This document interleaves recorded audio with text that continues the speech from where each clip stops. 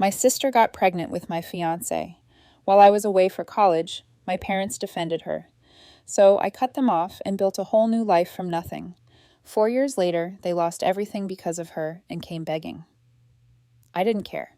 Sup, Reddit. My parents always played favorites. My sister betrayed me in the worst way possible. My parents took her side and I walked out for good. Thought I was done with all of them. But 4 years later, life had other plans. Before we get there, let me start from the beginning. You ever grow up in a house where you know from day one you're the background character? That was me. My name's Julene.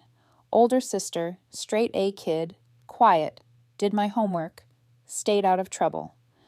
Then there was my little sister Emily, golden girl, future president, doctor/gift to humanity, if you ask my parents. We lived in this regular suburban neighborhood, white fence, tiny backyard, 2 cars in the driveway. From the outside, we looked like the picture-perfect family. Inside, whole different story. Let me give you a taste. When I turned 16, my parents got me this used bike from Craigslist. $100 cash, rusty chain, seat tilted like it survived a tornado. Dad handed it over with a smile, like he was giving me the keys to the city. "Be responsible with it, Julene," he said. "All serious?" I nodded, because what else was I supposed to do? Ride off into the sunset on my squeaky two-wheeler. 2 years later, Emily hits 16. My parents hand her keys to a brand new Honda Civic. I'm not joking. Red bow on top, balloons, cake with Sweet 16, Emily, written in blue frosting.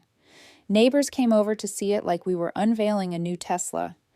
Dad gave this big speech about how Emily needs a reliable car for school and sports. Yeah, because my wobbly seat bike was doing just fine for me, right?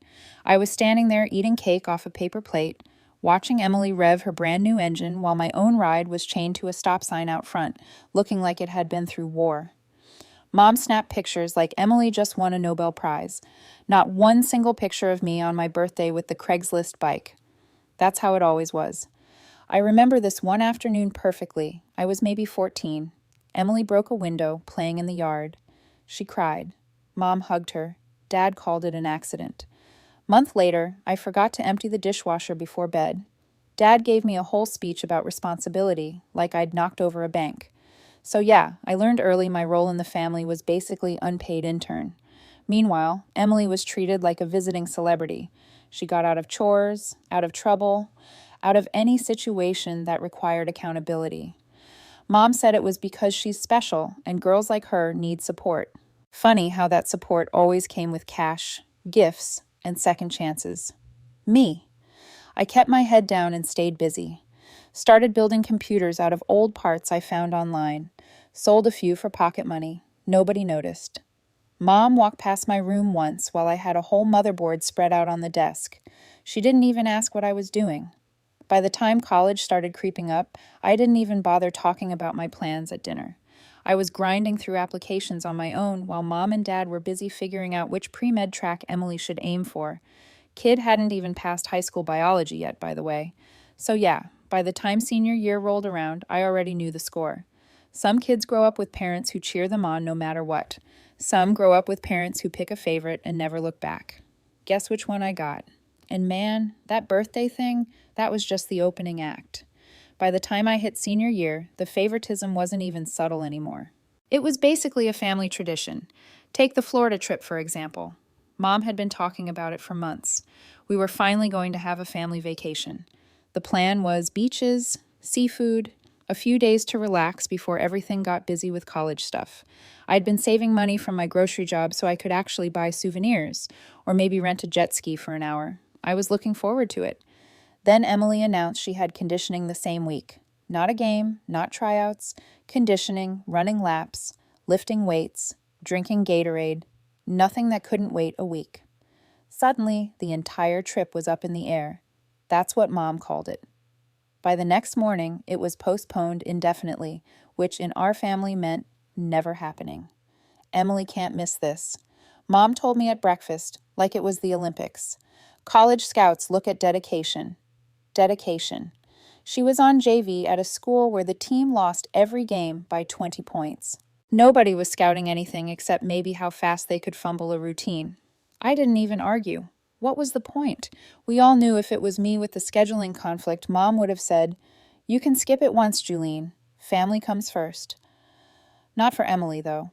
For her, family came second, maybe third. Somewhere after sports and whatever new guy she was texting that week, Dad just shrugged like the decision was obvious. "We'll do the trip another time," he said, not even looking up from his coffee. He said it like we were the kind of family that rescheduled things. We weren't. So, yeah. Goodbye, Florida. Hello. Another summer at home watching Emily jog in circles while the rest of us sat in metal bleachers like supportive extras in the Emily show. The thing is, after a while you stop being surprised, like when I started dating David around the same time. Met him when he was getting a trim at this little salon near the grocery store where a friend worked. He was smart, funny, working 2 jobs while finishing school. The kind of guy who planned ahead, saved money, talked about wanting to own his own business someday. We hit it off fast. I brought him to the house once just to say hi before we went to grab dinner. Mom barely looked up from whatever she was cooking. "Is this your friend?" she asked. "Fiancé," I corrected later when it became official. "Oh," Mom said, like she hadn't heard me right. Then she turned to Emily to ask about her practice schedule. That was the entire conversation. Meanwhile, every guy Emily dated got the red carpet treatment. Home-cooked meals, big introductions, Mom asking about their hobbies and life goals, like she was interviewing them for a reality show. But David, he was just some guy until, well, we'll get to that part later. By the time graduation rolled around, I'd stopped trying to get noticed. I got into a good college on a full scholarship, told Mom at dinner one night. She said, "That's nice, honey," while texting Emily about her upcoming scrimmage. Emily, by the way, was barely passing biology. She once asked me if photosynthesis was a kind of camera setting, but Mom still called her the future doctor in the family. I was the kid with the full ride in computer science. Emily was the kid who could bench press 80 felon loaves and spell biology wrong on the first try. Guess which one got bragged about at church? Yep, I didn't even bother telling them when I landed a small tech internship the summer after senior year. Figured they'd hear about it eventually, probably from Aunt Karen. She was the only one who asked about my classes, my job, my life. Mom said Aunt Karen was too nosy. I thought she was the only sane person in the family. One night before college started, I overheard Mom on the phone with her sister. "Emily's going to be so busy with pre-med. We're just praying she keeps her grades up," she said. Not a word about me. The kid with the scholarship, the internship, the plan. I wasn't even mad anymore. It was almost funny, like watching someone bet their entire life savings on a horse that kept tripping over its own legs. That summer, I worked, saved money, hung out with David when our schedules lined up. He liked that I had goals, that I wasn't just floating through life like half the people we knew. We'd sit in his car after late shifts talking about the future, apartments, jobs, maybe moving out of state someday. I never told him much about my family. What was there to say? Hey, come watch my parents treat my sister like she's curing cancer because she can nail a basic drill. Yeah, no thanks. By the time I packed for college, I'd figured 2 things out. 1, my family was never going to change. And 2, the only way I was going to matter in that house was by leaving it. And man, I had no idea how right I was about to be. The college hit like a storm, but in a good way. New city, no parents, no Emily, no constant comparisons hanging over my head. I buried myself in classes and my part-time internship, coding projects, cybersecurity electives, late nights in the computer lab. It was exhausting, but for the first time, it felt like I was building something that was mine. David stayed back in our hometown. He was juggling the salon's barber chair hours and community college, saving money like his life depended on it. We made it work with video calls, weekend visits when I could scrape together the gas money. 2 years of long distance isn't easy, but we managed. He was the one person who actually believed in what I was doing. Never once complained about the hours or the distance. By the end of sophomore year, I had enough savings from internships and part-time gigs to buy a simple ring. Nothing flashy, but nice enough to show I'd actually planned for this. I proposed to him in this small park near his apartment, just the 2 of us. He cried, said yes, hugged me like he was scared I'd disappear. For a moment, it felt like my life was finally on the right track. And here's the twist. My parents suddenly started acting like David mattered. Mom asked about wedding plans, what kind of suit David liked, where we might have the ceremony. Dad even nodded approvingly when I mentioned we were looking at small venues after I graduated. For the first time, it seemed like maybe, just maybe, they were going to see me instead of Emily. I should have known better. Thanksgiving break rolled around, late November. I was planning to tell everyone about the wedding date, maybe share some good news about the internship turning into a potential job offer. I drove home thinking this was finally going to be a normal holiday. Then I got a text from David. Julene, we need to talk. Starbucks, please. It's important. That pit in your stomach feeling? Yeah, I had it the second I read that. But I told myself it was probably just wedding stress. He was already at a corner table when I walked in, holding his coffee like it was keeping him alive. Wouldn't even look at me.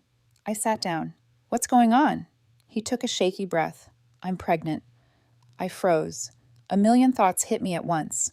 But before I could even figure out what to say, he kept talking. It's Emily's.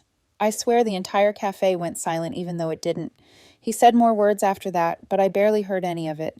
Something about how Emily stopped by the salon a lot while I was away, how she said I must be lonely, how it just happened. He kept apologizing, crying into his cup. I didn't yell, didn't ask for details. I just stood up, grabbed my keys, and left. The drive home was a blur. When I walked into the house, there they were. Mom pacing, Dad standing by the window with his arms crossed. Emily sitting on the couch like a little kid waiting for her report card. Nobody said anything at first. Finally, I looked straight at Emily. You want to explain this? She mumbled something into her chest. Speak up, I snapped, my voice echoing in the room. Still nothing. Something in me snapped. I walked over, grabbed her shirt, and shoved her against the wall hard. Say it. I yelled right in her face. You slept with my fiancé. My fiancé, Emily. She just stared at the floor like a coward. Not a word, not even a sorry. Mom screamed, Julene, stop it. Let her go. Dad barked my name like I was the problem here. I kept my fist on Emily's shirt, breathing heavy, waiting for her to look at me, to say anything, but she wouldn't even lift her head. You ruin everything, I said through my teeth, and they still protect you. Mom was yelling now. You're out of control. She's taking responsibility, Julene. She's going to be a mother. We have to support her as a family. I turned toward her, still holding Emily. Support her? She betrays her own sister, and you want me to help her raise the kid? Are you hearing yourselves? Dad finally stepped forward like he was going to break it up. Let her go, Julene. You need to calm down. Calm down. Right. He sighed like I was the problem. They're young. Mistakes happen. If you really care about David, you'll let him go. Let him go. Just like that. Like he was some jacket I didn't need anymore. I shoved Emily back one more time before letting go. She stumbled, but still said nothing. You know what? I said, pointing at all of them. You made your choice. It's her. It's always been her. Mom was crying. Dad was angry. Emily was silent. And I was done. They didn't try to stop me. Probably thought I'd cool off and come back like nothing happened. But when I drove off that night, I knew I was done for real. Back at school, I changed my number, deleted every photo, every message, blocked all of them except Aunt Karen. She was the only one who ever treated me like a person. When friends asked about the wedding, I just said, it's off, don't ask. Then I threw myself into work and classes like nothing else existed, because at that point, nothing else did. Next morning, I went heads down. Classes, coding projects, my internship, it all filled the space where family used to be. I didn't talk about what happened. Not to friends, not to professors, not to anyone. When people asked about the wedding, I just said, it's off, and left it at that. Days blurred into weeks, weeks into months. Wake up, code, eat when I remembered, sleep when I crashed. Repeat. One professor, Dr. Adams, started noticing how much time I was spending in the lab. One afternoon, he walked over while I was debugging some security scripts. You ever think about doing research? He asked. I shrugged. What kind? Cybersecurity, he said. Pen testing, vulnerability scans, encryption systems. I could use the help. Can't pay you, but it'll look good on your resume. I didn't even hesitate. I'm in. From then on, every free hour I had went into that lab. Learned more in 3 months than I had in 2 years of classes. Started building tools for penetration testing, scanning networks, messing with encryption algorithms. It gave me something to focus on that wasn't the mess I'd left behind. And while I was doing that, the mess back home kept getting worse. 6 months after I walked out, Aunt Karen texted me, "Emily flunked out of pre-med. Thought you should know." I stared at the screen for a minute, then went back to coding. Of course she flunked out. Kid barely passed high school biology. Med school was always Dad's dream, not hers. But Mom and Dad had acted like she was the second coming of Einstein. Now it was over before it even started. A week later, Aunt Karen called. She didn't tell them until after it was official, she said. Whole semester of failing grades before she came clean. Your mom cried for 2 days. Your dad blamed the professors. I almost laughed. Classic. Quick pause, fellas. YouTube just dropped this new hype feature. If you're hooked on this story, smash that hype button. It tells YouTube this video deserves to blow up, and it keeps even crazier stories coming your way. Thanks so much for your support. All right, back to the drama. Nothing was ever Emily's fault. Apparently, she moved back home after that. Mom said she needed time to figure things out. Dad started talking about second chances. By late summer, about 9 months after Thanksgiving, David had the baby and was raising him mostly on his own. Emily helped when Mom nagged her, but that was about it. Aunt Karen kept me updated whether I asked or not. Emily tried working at a clothing store for 2 weeks. Quit because the manager didn't respect her. Tried community college for a semester. Dropped out halfway through. Got a job delivering pizzas. Lasted a month. Mom kept saying she was finding herself. By senior year, I had job offers coming in. One startup especially liked the security tools I'd built with Dr. Adams. Offered me a junior developer position with equity if I joined after graduation. It wasn't big money at first, but it was a real shot at building something from the ground up.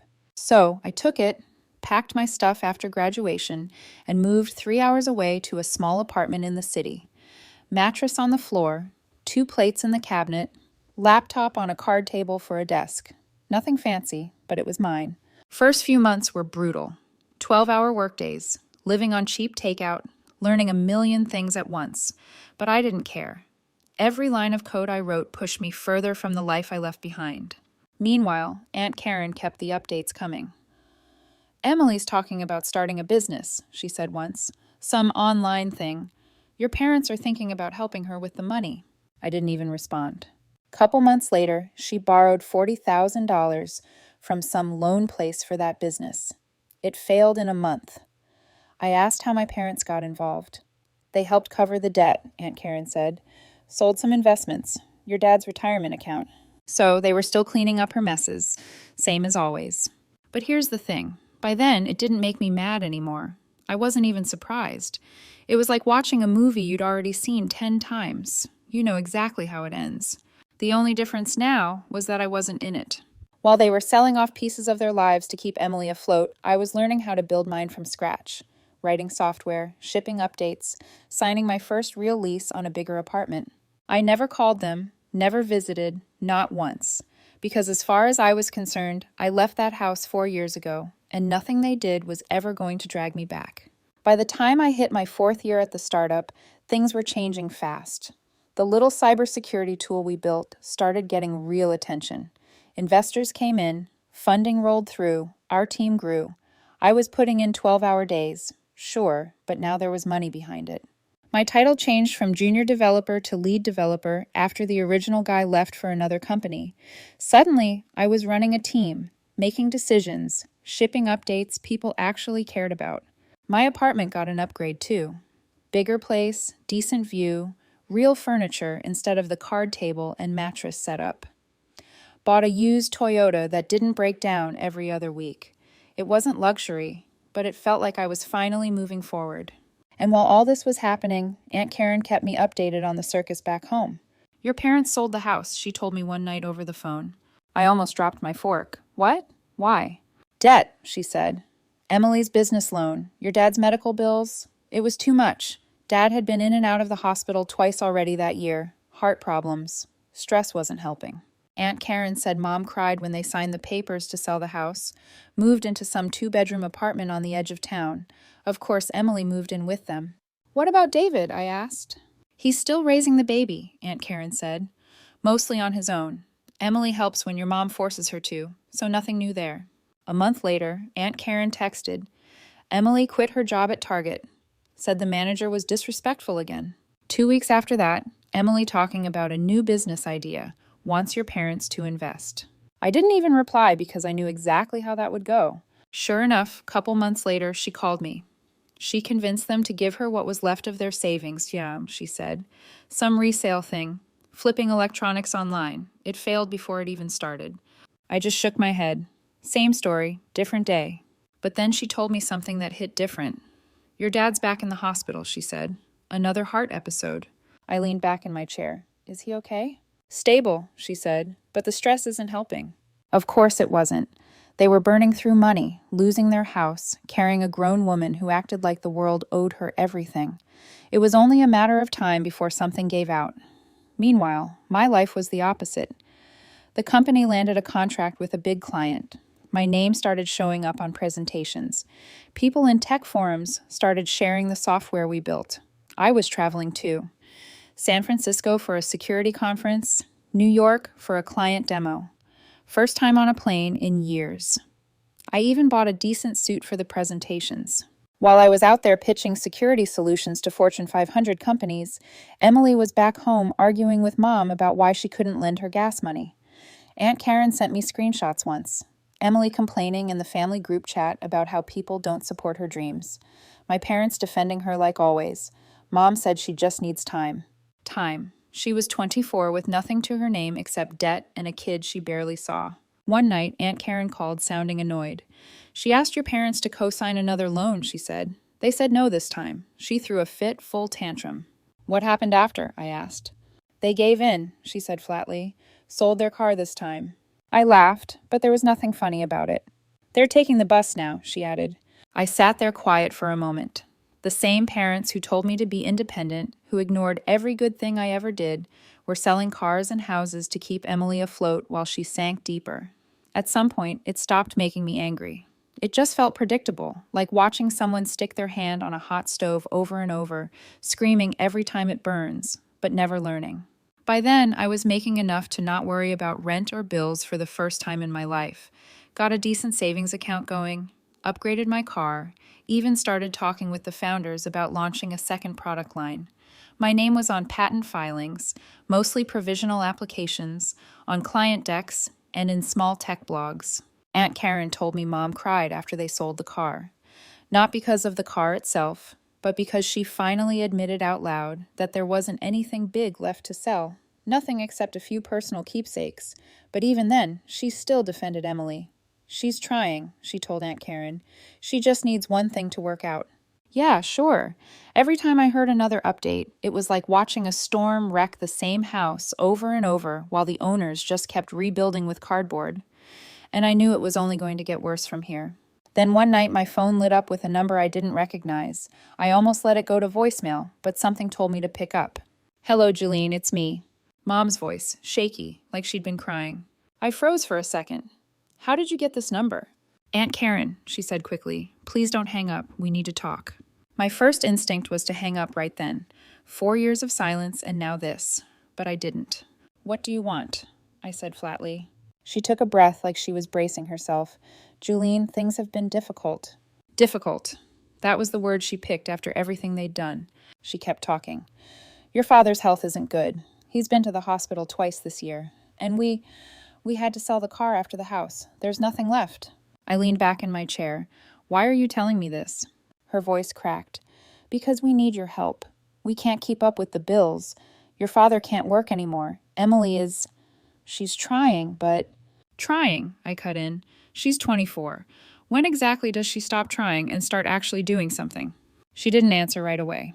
She just needs another chance. Another chance, same story, different day. Let me get this straight, I said. You're broke because you sold your house, your car, your savings, all for her. And now you want me to fix it?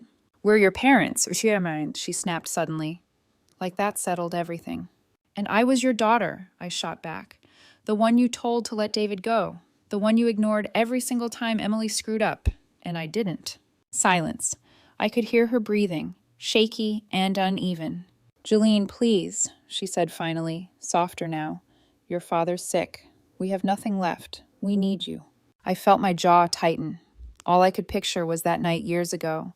The shouting, the betrayal. Emily sitting there silent while they told me to support her as a family. You made your choice, I said, voice low but steady. It was always her, not me. That's not fair. It's the truth, I cut her off. She didn't speak after that, just quiet breathing on the other end of the line. I let the silence hang there for a few seconds before finishing it. I have nothing for you, I said. Goodbye, Mom. Then I hung up. My hands were shaking as I set the phone down. For the first time in years, I didn't know what to feel. Not anger, not sadness, just empty. Next day, Aunt Karen called. I heard your mom reached out, she said. Yeah, I muttered. She's desperate, Julene. They've got nothing left. Your dad's health is getting worse. And Emily... Aunt Karen sighed. Emily's still Emily. Meaning what? I asked. Meaning she's sitting on the couch while your mom works part-time at the grocery store to keep the lights on. She's talking about some new business idea again. I laughed bitterly. Let me guess, she needs money for it. Of course she does, she said. And your mom will probably find a way, even if it kills her. None of this surprised me anymore. Aunt Karen kept going. She said something yesterday about wishing things were different with you. I didn't respond because wishing didn't change anything. Over the next few weeks, the updates kept coming, whether I wanted them or not. With the same failed business still bleeding, Emily talked them into selling what little jewelry Mom had left to stabilize cash flow. It didn't. 3 weeks later, they shut it down for good. It collapsed in 3 weeks. Then, Dad ended up back in the hospital again. Aunt Karen said the stress was eating him alive. Mom told her she didn't know what they'd do next. Bills were stacking up, car gone, house gone, retirement gone. Emily, of course, blamed everyone but herself. Said her partners didn't deliver. Said the market was bad. Said she just needed one break. Same lines she'd been using for years. Meanwhile, I was busier than ever. Our company was about to roll out a massive software update. Investors were lining up for the next round of funding. I barely had time to eat some days, let alone think about the mess back home. But late at night, when things finally went quiet, I kept hearing Mom's voice in my head. Your father's sick, we need you. I told myself it wasn't my problem, because it wasn't.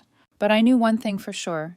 This whole thing was heading for a crash, and I wasn't planning on being anywhere near it when it happened. It didn't take long. 2 months later, Aunt Karen called me on a Tuesday evening.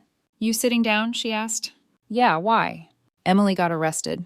I almost dropped my coffee. For what? Fraud, she said. Some loan paperwork scam. She tried faking documents to get another business loan after the last one tanked. Bank caught it. Police got involved. I leaned back in my chair, stunned but not surprised. How bad is it? Bad enough your parents had to bail her out, she said. Not that they had the money for it. Of course, they didn't. A week later, she texted me again. Apartment's gone. They couldn't keep up with the payments. Eviction notice came yesterday. So, there it was. House gone, car gone, savings gone. Now the apartment too. They're moving into some cheap rental across town, Aunt Karen said. Place barely has running water as running. And Emily? I asked. Sleeping on their couch, whining about how the system is against her, she said. I shook my head. Same script, same actor. Then came the part that almost made me laugh out loud. David packed up and left, Aunt Karen told me. Took the kid, moved to another state, said he was done waiting for Emily to grow up. So now she had nothing. No fiancé, no kid, no house, no car, no job. Just a pile of debt and parents who were finally out of things to sell. By then, my life looked nothing like theirs. Our startup exploded after we won a pilot with a federal agency, a small time-boxed contract that became a full award a few months later. Once the security reviews and paperwork cleared, investors doubled down. My team grew from 5 developers to 30 in 6 months. I was leading all of them. Tech blogs ran articles about our software. One magazine interviewed me about cybersecurity trends. My name started showing up on LinkedIn posts from people I'd never met, calling me one to watch. I bought a condo downtown. Nothing crazy, but modern. 2 bedrooms, big windows overlooking the city. A long way from the mattress on the floor apartment I started with. And while I was speaking at a cybersecurity conference in Chicago, Emily was apparently back in court for missing payments on her fraud fines. Aunt Karen said Mom had to borrow money from neighbors to keep her out of more trouble. It was like watching two opposite lives play out at the same time. Mine built from nothing but long nights and caffeine. Hers built on handouts and excuses until there was nothing left to hand out. A week later, Aunt Karen sent me another update. Emily's moving in with some buddy from high school. Your parents can't afford her anymore. Place has roaches. No heat half the time. So that was it. The golden child finally ran out of gold. My parents sat in a rental apartment with peeling paint and overdue bills. Emily sat in a roach-infested house, blaming the world. David built a new life somewhere far away. And me? I was flying to San Francisco to close a deal with another client. After the conference, Aunt Karen called again. Your mom said something yesterday, she told me. She said she wishes she'd treated you the way you deserved.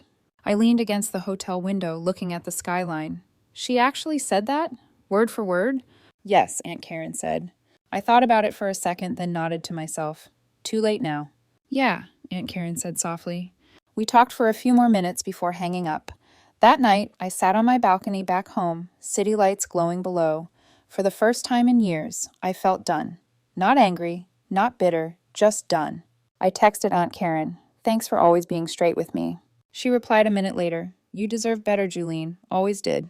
I set my phone down, finished my coffee, and looked out at the city I'd built my life in. 5 years later, Emily was still working dead-end jobs and living with whoever would take her in. My parents never got their house back, never recovered financially, and Mom stopped calling after the last no I gave her. I bought a condo downtown, spoke at a tech conference in New York, and started dating someone who actually respected me. Aunt Karen still checks in sometimes, but the rest of them, I left them in the rearview mirror where they belong.